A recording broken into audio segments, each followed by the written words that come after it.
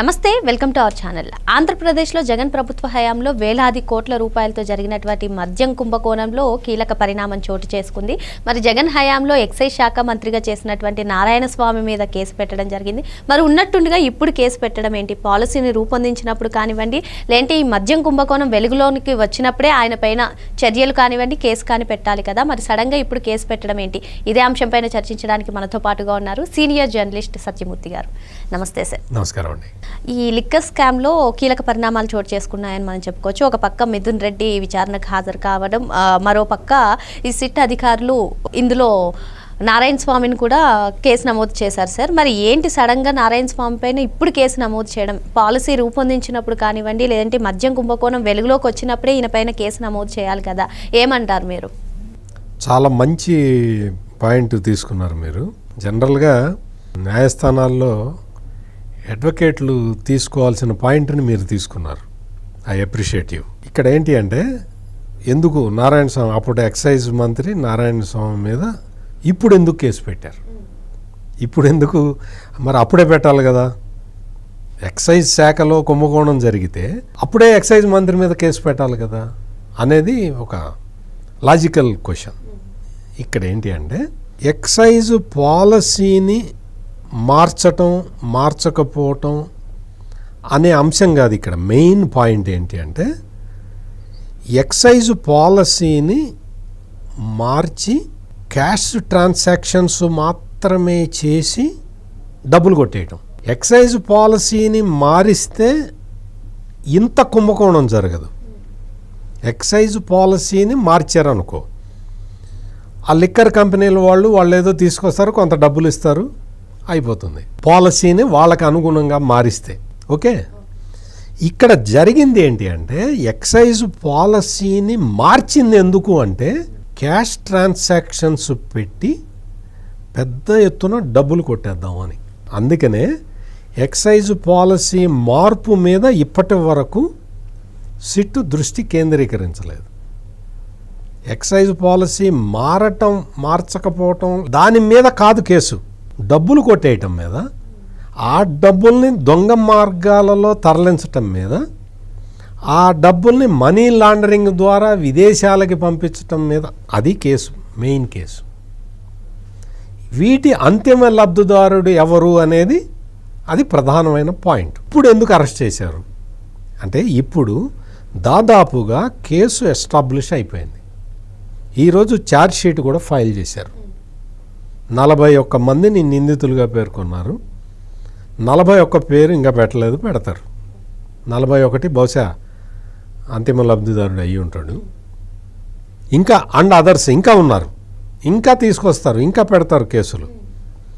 ఇదే final charge sheet కూడా కాదు కదా, ఇంకా అనుబంధ ఛార్జ్ షీట్లు పెడతారు. ఇక్కడ మనం గమనించాల్సిన విషయం ఏంటి అంటే, రజత్ భార్గవ రెవెన్యూ సెక్రటరీని పిలిచారు. రిటైర్డ్ ఐఏఎస్ ఆఫీసర్, అప్పుడు పదవిలో ఉన్నాడు. ఆయన్ని పిలిచినప్పుడే చాలామంది ఆశ్చర్యపోయారు. రజత్ భార్గవ్ని ఎందుకు పిలుస్తారు, రెవెన్యూ సెక్రటరీని ఎందుకు పిలుస్తున్నారు అని చాలామంది ఆశ్చర్యపోయారు. ఆయన కొన్ని విషయాలు, ఈ విషయాలు నాకు తెలియవు అని చెప్పాడు, ఈ విషయాలు తెలుసు అని చెప్పాడు. పాలసీ ఎవరు మార్చారు అని అడిగాడు. మార్చిన పాలసీ నా దగ్గరికి వచ్చింది, నేను దాన్ని ఇంప్లిమెంట్ చేశాను అని చెప్పాడు. యాక్చువల్గా ఆయన కూడా పాలసీ మేకింగ్లో ఉండాలి, ఉంటాడు, జనరల్ మామూలు సాధారణంగా ఉంటారు. మరి అటువంటిది ఆయన లేకుండానే పాలసీ రెడీ అయిపోయింది అని ఇప్పటికే ఎస్టాబ్లిష్ అయిపోయింది. అంటే పాలసీని ఎవరు తయారు చేశారు? పెద్దిరెడ్డి మిథున్ రెడ్డి, విజయసాయి రెడ్డి, ఈ వీళ్ళందరూ కలిసి కదా పాలసీ తయారు చేసింది. అంటే ఎక్సైజ్ మంత్రి పాత్ర లేదు, రెవెన్యూ సెక్రటరీ పాత్ర లేదు. ఎవరి పాత్ర లేకుండా ఎవరి డైరెక్షన్లో చేశారు, ఎక్కడ చేశారు అనేది ఇప్పటికే సిట్ ఎస్టాబ్లిష్ చేసింది. ఇప్పుడు ఈ రోజున నారాయణ స్వామి మీద కేసు పెట్టడం అనేది ఇది ఒక కీలకమైన పరిణామం. అసలు ఎక్సైజ్ మంత్రికి తెలుసా తెలీదా?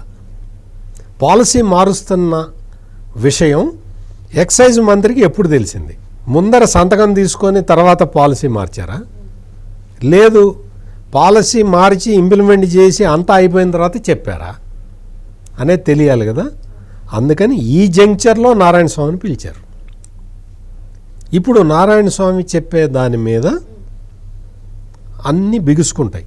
ఇప్పటికే అట్లా పెట్టారు కదా, ఆ తాళ్ళు బిగుసుకుంటాయి. అది నెక్స్ట్ జరగబోయే కార్యక్రమం. ఇప్పుడు నాకు తెలియదు అంటే మామూలుగా ఈ జగన్మోహన్ రెడ్డి ట్రైనింగ్ ఎట్లా ఉంటుందంటే తెలియదు, గుర్తులేదు, మర్చిపోయాను, ఇవి కదా. తెలీదు, గుర్తులేదు, మర్చిపోయాను, ఈ మూడిట్లో ఏది చెప్పినా నారాయణ స్వామి మీద కేసు అవుతుంది. నారాయణ స్వామిని కూడా తీసి జైలు వేస్తారు. తెలీదు అని చెప్పడానికి వీల్లేదు, మర్చిపోయానని చెప్పడానికి వీల్లేదు, నువ్వు ఏం చెప్పడానికి వీల్లేదు. ఈ రోజున మొత్తం కేసు మొత్తం ఎస్టాబ్లిష్ అయిపోయినది. అందుకని ఇప్పుడు నారాయణ స్వామి వచ్చి నిజాలు చెప్పాలి. సార్ ఇప్పుడు నారాయణ స్వామి లేకుండానే ఈ పాలసీని రూపొందించారు కదా సార్. మన గతంలో కూడా చూసాం వైసీపీకి సంబంధించి విజయమ్మ సంతకాన్ని కూడా ఫోర్జరీ చేశారని. ఆ విధంగా నారాయణ స్వామి సంతకాన్ని కూడా ఫోర్జరీ చేసే అవకాశాలు ఉన్నాయంటారా, లేదంటే ఏం జరిగి ఉండవచ్చు? అంటే నారాయణ స్వామికి ఏం తెలుస్తుంది? నారాయణ నువ్వు మంత్రి, నువ్వు ఉప ముఖ్యమంత్రి అంటే ఆహా అనుకున్నాడు. పెద్దిరెడ్డి రామచంద్రారెడ్డి పక్కన కూర్చోటానికి కూడా భయపడతాడు అతను, ఉప ముఖ్యమంత్రిగా ఉండి. అతను పెద్దిరెడ్డి రామచంద్రారెడ్డి వస్తే నిలబడే ఉంటాడు. పెద్దిరెడ్డి రామచంద్రారెడ్డి కాదు, పెద్దిరెడ్డి మిథున్ రెడ్డి వచ్చినా కానీ లేచి నిలబడే ఉంటాడు. పెద్దిరెడ్డి మిథున్ రెడ్డి అంటే ఇంకా భయం ఎక్కువ ఈ నారాయణ స్వామికి. అందుకనే నారాయణ స్వామిని ఎక్సైజ్ మంత్రిగా పెట్టి ఈ పెద్దిరెడ్డి మిథున్ రెడ్డి నాటకం ఆడాడు. అతనిదే ఉంది, నేను పాలసీ డిజైన్ చేస్తానని చెప్పి డిజైన్ చేశాడు. అందుకని ఇప్పుడు ఇవన్నీ కూడా ఈ నారాయణ స్వామితోటి లింక్ అయి ఉన్న విషయాలన్నీ ఇప్పుడు క్లారిటీ తెచ్చుకుంటున్నారు.